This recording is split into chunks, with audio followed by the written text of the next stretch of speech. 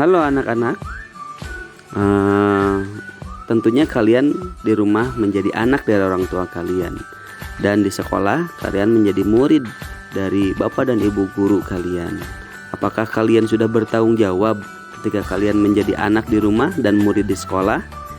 Atau pengertian tanggung jawab kalian sudah tahukah? Sekarang kita akan membahas itu ya. Oke. Assalamualaikum warahmatullahi wabarakatuh. Selamat pagi anak-anak. Bertemu lagi di pembelajaran pendidikan agama Islam. Kita sebelumnya harus berdoa dulu ya. Bismillahirrahmanirrahim. Nah, sekarang kita akan membahas tentang tanggung jawab. Apa yang dimaksud dengan tanggung jawab? Nah, hari ini kita akan membahas tentang itu.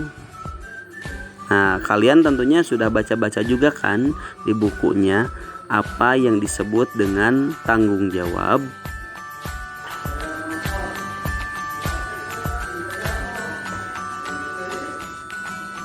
Nah, anak-anak, pengertian dari tanggung jawab adalah bersungguh-sungguh dalam melaksanakan tugas dan bersedia menerima akibat dari perbuatannya. Nah, jadi ketika seseorang tersebut bertanggung jawab, dia menyatakan apa yang ia kerjakan itu sudah siap dengan menerima akibat dari apa yang telah ia lakukan ataupun apa yang telah ia kerjakan. Nah ya, jadi begitu ya anak-anak tentang tanggung jawab.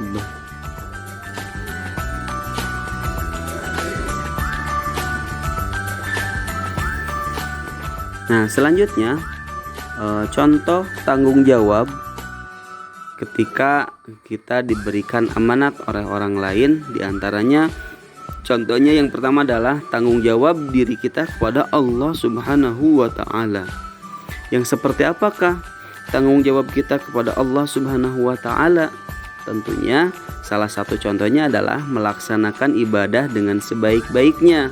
Contohnya sholat 5 waktu, mengaji, dan berbuat baik. Itu contoh tanggung jawab kita kepada Allah. Dan yang kedua, tanggung jawab kepada diri sendiri. Nah, bagaimana tanggung jawab kita kepada diri sendiri? Contohnya adalah giat belajar, menjaga kesehatan. Nah, itu merupakan tanggung jawab kita kepada diri sendiri. Karena ketika kita pintar ataupun kita sehat, yang merasakannya adalah diri kita sendiri. Lalu yang ketiga adalah tanggung jawab kepada orang tua. Bagaimana contohnya? Kita harus bertanggung jawab kepada orang tua adalah berbakti, taat, patuh, dan santun. Nah, itu adalah contoh tanggung jawab kita kepada orang tua. Selanjutnya, tanggung jawab kepada guru apa ya? Tanggung jawab kepada guru itu adalah belajar, mengerjakan tugas, patuh kepada bapak dan ibu guru di sekolah. Nah, jadi seperti itu pertanggungjawaban kita ya. Lalu yang terakhir, tanggung jawab kepada lingkungan kita itu seperti apa?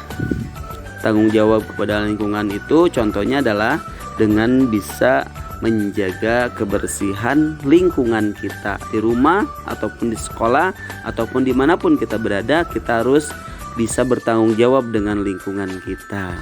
Nah, itu adalah contoh dari tanggung jawab. Lalu dalil mengenai perilaku terpuji tanggung jawab adalah di dalam surat Al-Mudaththir ayat 38 yang terjemahnya tiap-tiap diri bertanggung jawab atas apa yang telah diperbuatnya.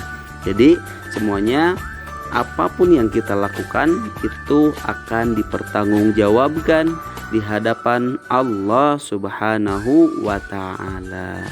Baik ya anak-anak, pengertian tentang tanggung jawab, contoh-contoh tanggung jawab, lalu dalil tanggung jawab sudah dijelaskan. Dan di hadisnya berikut adalah contoh dari hadis riwayat Bukhari yang bunyinya, setiap kamu adalah pemimpin dan setiap pemimpin akan dimintai pertanggungjawaban atas kepemimpinannya. Berarti di dalil itu adalah pertanggungjawaban diri kita kepada Allah, kepada diri sendiri, kepada orang tua, kepada guru, kepada lingkungan. Itu semuanya harus senantiasa kita lakukan, ya. Nah, anak-anak, mudah-mudahan kita semua tetap bisa bertanggung jawab dengan apapun yang telah diamanatkan oleh siapapun.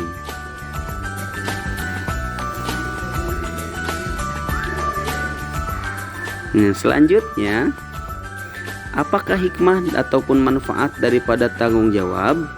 Tentunya ada manfaatnya. Di antaranya, yang pertama adalah akan dihormati orang.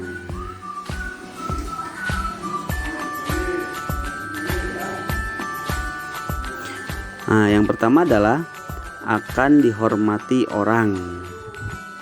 Yang kedua, akan mendapatkan jalan menuju kesuksesan, karena orang yang bertanggung jawab dia tahu apa yang harus dilakukan dan apa yang jangan dilakukan. Yang ketiga, dapat dipercaya banyak orang seperti yang dicontohkan Rasul. Dan yang keempat, dapat menumbuhkan rasa disiplin.